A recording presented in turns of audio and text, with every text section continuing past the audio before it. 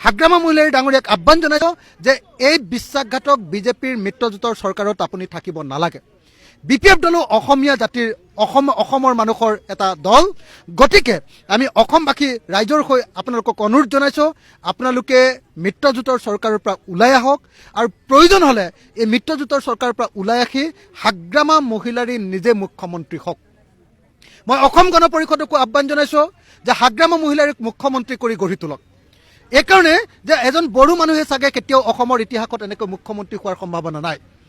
যিহেতু বড়োসকলে পৃথক ৰাজ্য দাবী কৰি আছে, এই মুহূৰ্তত আমি এটা সুবৰ্ণ সুযোগ, ঐতিহাসিক সুযোগ লাভ কৰিছোঁ যে আমি মিত্ৰজোঁটক ভংগ কৰি যদি আজি BPF ওলাই আহে আৰু BPFৰ মুৰব্বী হাগ্ৰামা মহিলাক আজি যদি আমি আচলতে মুখ্যমন্ত্ৰী পাতিব পাৰোঁ, বড়ো জাতি আৰু অসমীয়া জাতিৰ বিভিন্ন জাতি জনগোষ্ঠীৰ মাজত আমাৰ ঐক্য সংহতি বৃদ্ধি পাব আৰু নিশ্চিতভাৱে এইটো অসমীয়া জাতিৰ কাৰণে এটা ডাঙৰ ঘটনা ঘটিব।